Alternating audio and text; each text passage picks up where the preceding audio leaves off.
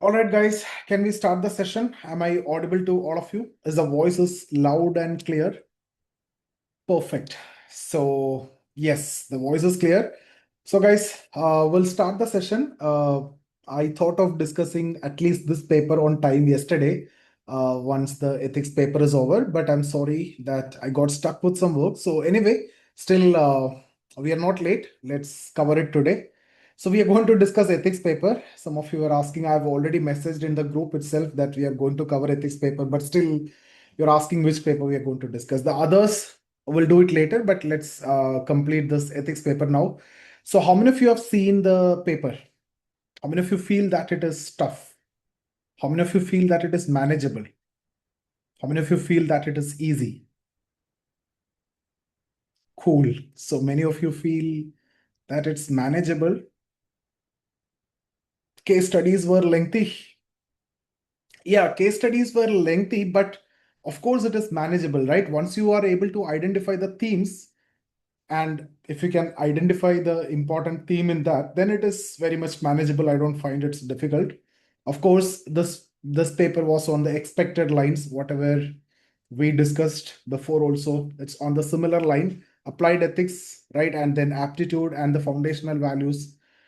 So many questions, in fact, the themes were repeated from the previous years also. So guys, I don't think that it is that difficult.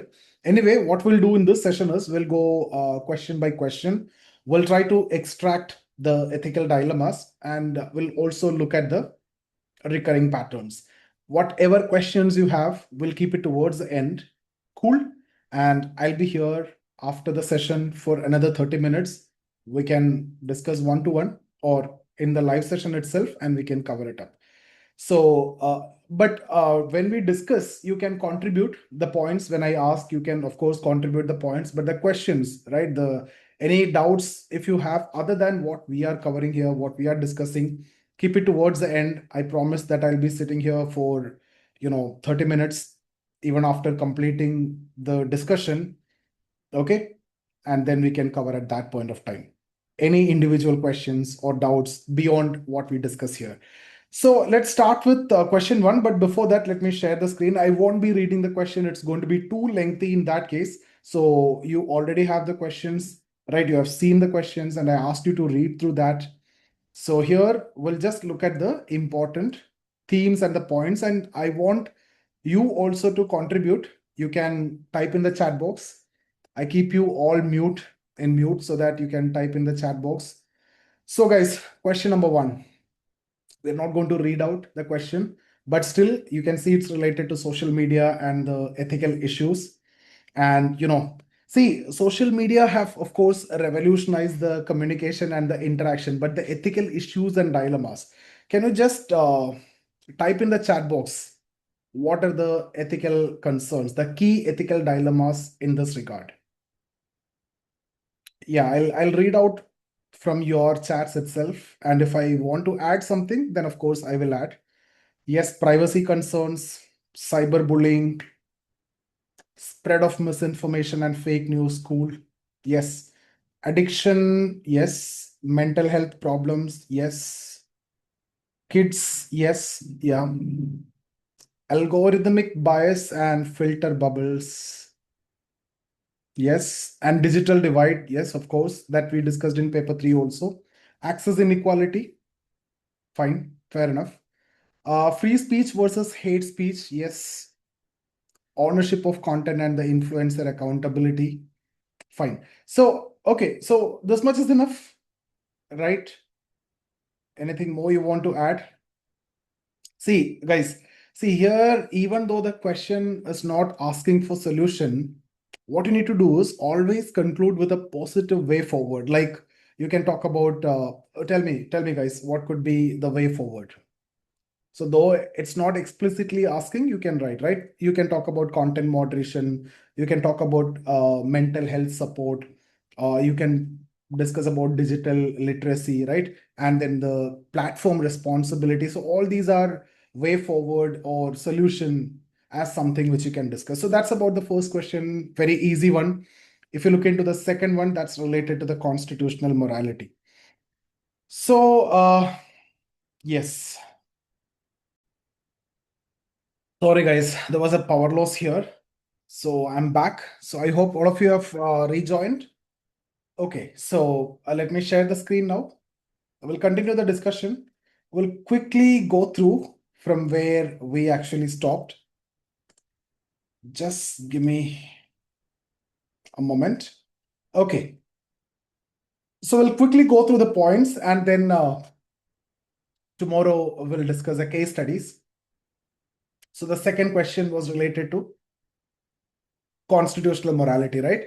So, see, again, of course, it's not a natural sentiment. It's a product of civil education and rule of law. And that's we discussed already, right? And then Dr. Ambedkar's view, you can discuss constitutional morality as a foundation of democracy. And then its significance, as asked in the question. So, good governance part. So, when we talk about good governance, it ensures inclusivity, equality, and rule-based administration. So that's the good governance part, which you can mention. And when it comes to accountability, this basically prevents arbitrariness, right? So, or abuse of power. That way you can mention. So you can also talk about various Supreme Court references like Triple Talaq judgment and then Shabarimala related one, the Aadhaar case, and multiple judgments through which Supreme Court have actually reinforced the constitutional morality. And where it originates, ultimately it originates from like constitutional principles like preamble, fundamental rights, directive principles. So I hope this is very simple one. Let's look at the next one. The war diplomacy one. So basically this one is linking war and diplomacy, right? So when we talk about diplomacy, it can be uh, direct, it can be indirect. So, what is direct? It's the peaceful negotiations for the national interest, and it could be through coercive, like that's what I mean by war.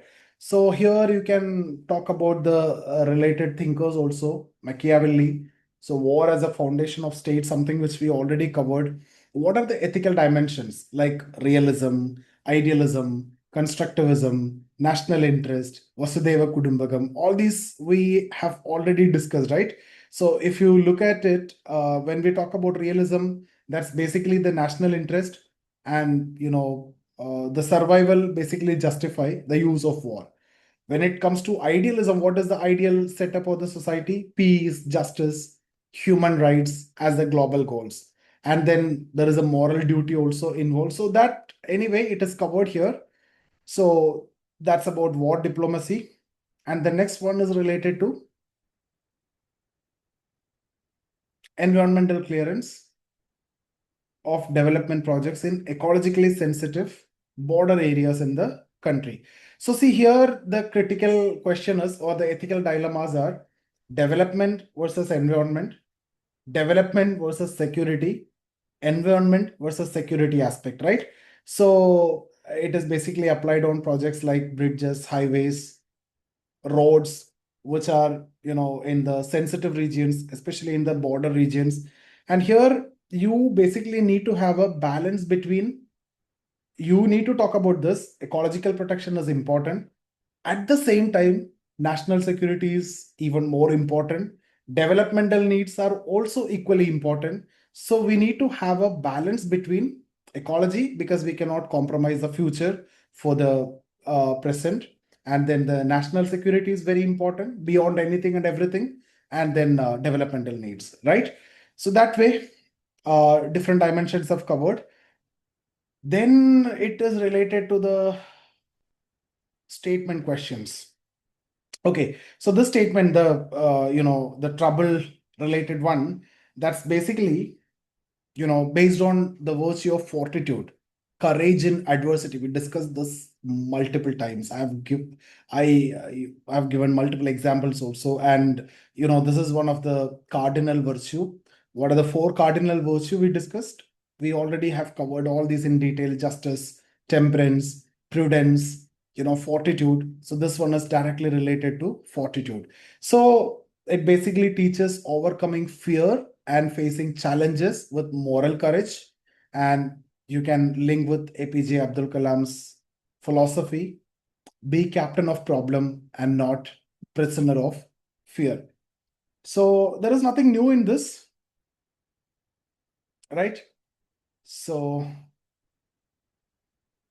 ultimately, see, when you talk about this, it's a moral courage in adversity. A person with fortitude, he won't succumb to fear or despair at any situation. Okay, and leadership crisis is another dimension which you can mention. So public servants are basically expected to remain steady under any kind of situation, any pressure, and also have to guide others with confidence, right? So again, calmness, emotional strength, resilience, all these. Any issue here in this question? No, right?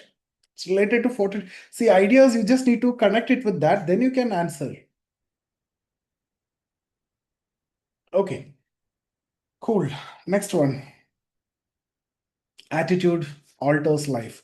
So see, human being can alter his life by altering his attitude, right? So what are the positive attitude? You can say adaptability is one positive attitude, commitment, motivation, innovation, fulfillment, optimism. And this is not only applicable to civil servants, it's applicable to both citizens and civil servants. Attitude shape ethical conduct and also the outcomes of life. So that way, this you can write, it's related to attitude. So we always talk about this, right? Improvement of self, the positive mindset for personal growth, like optimism, resilience, motivation. That's very much necessary for the personal growth.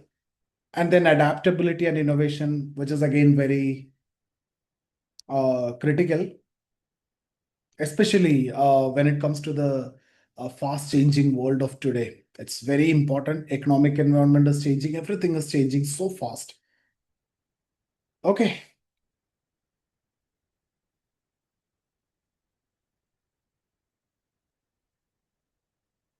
Okay. Next one, which is related to strength of society. So, strength of society lies not in its laws, but in the morality of its people. Cool. So, here the main theme is related to law versus ethics. See, this we have discussed in depth in many cases. Something which is legal or legal may not be ethical. Something as of now, marital rape is not a crime, but that is not it. That's legally okay, not punished, but not ethical. Similarly, something which is ethical may not be legal, right? So we are always talking about or considering something which is not legal, not ethical, or ethical and legal. But this dimension is also there. So the question here is related to law versus ethics. I hope you will answer that. Law alone cannot make a strong society, right? Moral values and character of citizens are very crucial. So, this is a repeated favorite area, favorite theme of UPSC. So, that's why we have addressed this question multiple times in multiple dimensions, multiple ways: law versus ethics, limits of legal enforcement, role of morality in social, cohesion. Okay, it's not only the law which restrict you, the morality part also bind you with the society and relevance for governance. And in conclusion, what you can say, a society's foundation rests on ethical citizens supported by fair laws. So laws alone won't be sufficient. The ethical citizens, that's ultimately very important.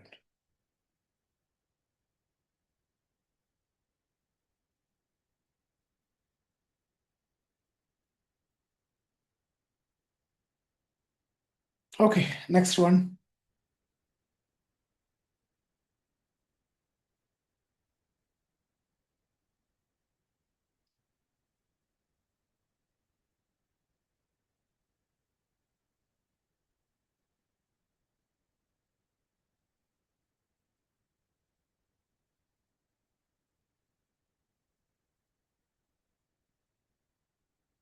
Major teachings of Mahavir. right? So when you talk about the major teachings of Mahavir, you already prepared in prelims also, right? Non-violence, truthfulness, non-stealing, celibacy, means self-restraint, non-possession, and doctrine of multiplicity of viewpoints. So like ahimsa, satya, asteya, brahmacharya, aparigraha, like that. So you already know that. There is no need to me discussing this one. And what is the relevance in the contemporary world? So not only the teachings they have asked, you need to also talk about relevance. So there's the first part, the teachings, and then the relevance. Ahimsa. So that when you talk about ahimsa, that promote peace building, non-violent conflict resolution, sustainable living, right? And then satya, that basically encourage what? Transparency and accountability in governance. Asteya, it's relevant in curbing corruption, fraud, and misuse of resources. Cool. Brahmacharya, that's very symbolic today as moderation and discipline against consumerism and any kind of uh, addictions in the present society, which is completely based on a consumerist society. Again, aparigraha basically aligned with sustainable development and minimum ecological footprint. And finally, the last one support pluralism, democratic dialogue, and global tolerance. So, and then you can conclude also that Mahavir's teachings that transcend over time, and this basically offers solutions to various problems like violence, consumerism, environmental crisis, intolerance that you witness in the modern world. So that's how you will write the relevance also. Cool. So what they have asked, teachings and the relevance, and then you'll conclude again with the relevance. Okay.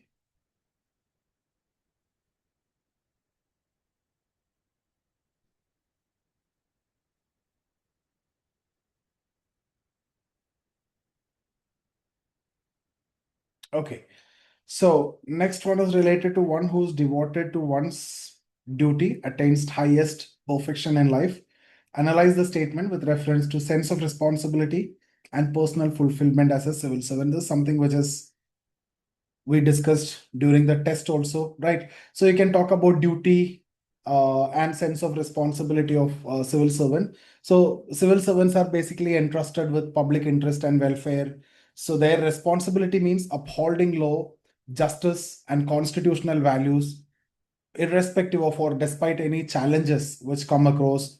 So you can discuss examples like natural disasters, where the officers must prioritize the relief over any kind of personal comfort, right? So ethical, basis you can discuss is duty for its own sake. That's the deontological ethics, and the responsibility is intrinsic to the public service. And then duty and public, the personal fulfillment also we can cover.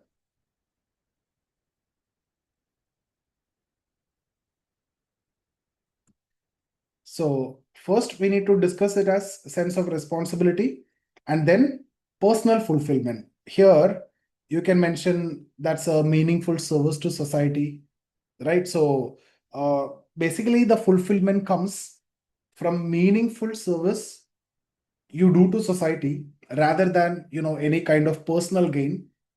And when you're performing duties diligently, you know that gives you that inner satisfaction, professional pride, and legacy of trust. All these example you can discuss like transparent implementation of welfare schemes, and that brings happiness or change in the life of people, the marginalized groups, and that give you the personal satisfaction also to the person who are doing it. And it also align with the virtue ethics, that the character development through service. Okay.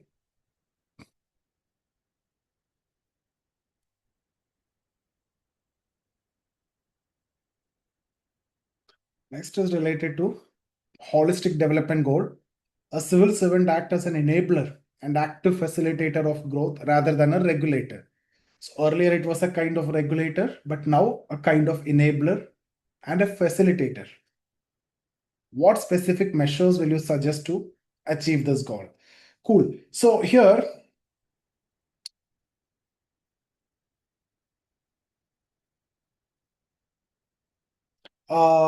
you can say the measures in the context of enabler and facilitator, right?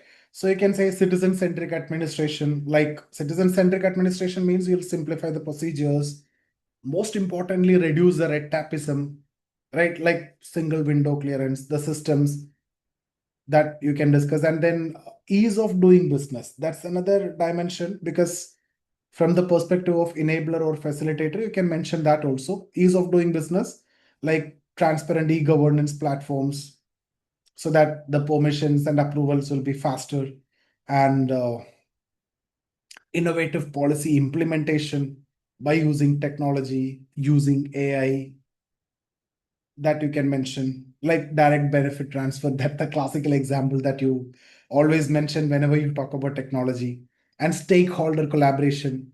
You'll build partnerships with NGOs, private sector, local communities at the lower level, and you'll encourage the participatory governance through gram sabhas, through consultations like that.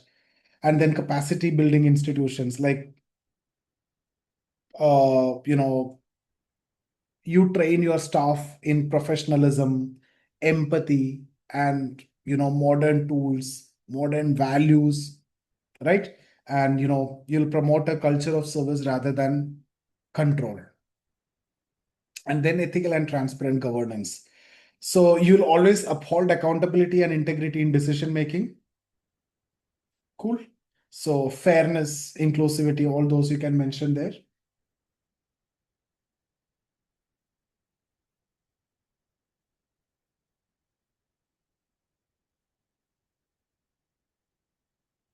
So, in conclusion, what you need to tell us, civil servant as an enabler and facilitator.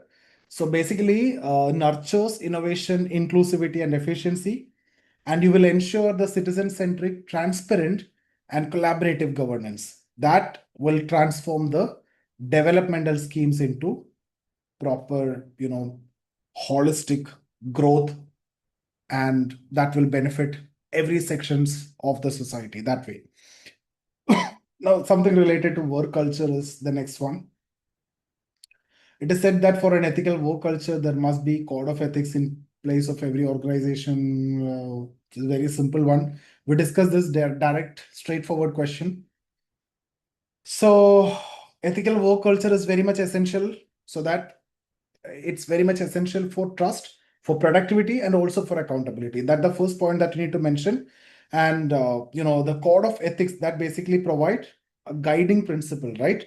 So a guiding principle for value based and compliance based administrative setup beyond you know normal rules. So you will have to make it very clear what is rules, what is code of ethics. So beyond rule, this is something which is different here, value based and compliance based administration. Okay, now suitable measures they're asking, right? What are the suitable measures? So what are the suitable measures? You can talk about clear guidelines and policies, like you define the standard of integrity, impartiality, transparency, and you will make sure that the policies are easily accessible to all employees. Of course, what is required is strict enforcement with proper accountability. That means monitoring mechanism, uh, whether you are adhering to the ethical codes, and all these need to be monitored. Cool. And then uh, you can ensure accountability through audits, vigilance, and regular reporting. There can be positive as well as negative reinforcement. Positive means you give rewards, through that people get motivated because they are getting recognition for the ethical conduct, so they will start doing it. Or penalties for the misconduct, or in case if there is a violation of code of ethics, there could be penalties. And then you can say leadership by example, like senior officers must be like model ethical behavior that will definitely inspire the subordinates. So that leadership by example, right? And then there should be grievance redressal mechanism. And you can also talk about training, continuous improvement.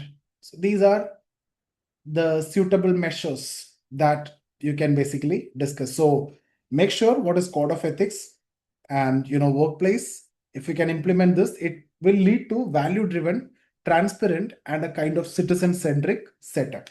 Okay. And that culture, if you can bring in, that will ensure not only proper compliance, but also there will be trust, there will be what to say, a moral responsibility also among the public servants. So that way you can conclude. Now, what's the next question? India's emerging economic power, secured status of the fourth largest economy. It's been observed that in some sectors, allocated funds remain either underutilized or misutilized.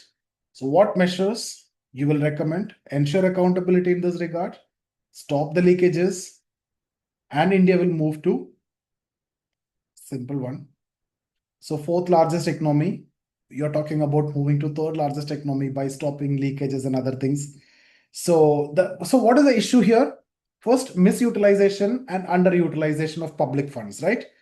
So that are the main barriers which has been mentioned here for as a barrier to inclusive and sustainable development or growth. So issues. What are the main issues? One, diversion of fund for non-intended purpose. So we need to talk about that solution. Then corruption and leakages in allocation and in delivery, and then inefficiency and delays in project execution, lack of monitoring, and weak accountability mechanisms. So, what are the specific measures for accountability? Various transparency mechanisms like real-time dashboards and public disclosure of things, of fund utilization, and various digital tools you can use, direct benefit transfer, geotagging, e-governance, to track the spending, and then strong audit systems like regular audits, CAG audits, and social audits at the grassroots level, and independent third party evaluation. That kind of schemes also should be there, right? And then public accountability like Gram Sabha and community monitoring of local schemes, RTI RTI enforcement, if we can strengthen, that will be very good for citizen oversight. And then monitoring and evaluation, ethical budgeting, so need-based allocation instead of this populist measures, zero-based budgeting to justify every expense also. And then finally, grievance redress systems. Okay. So that's how you can, solve the issue that we discussed.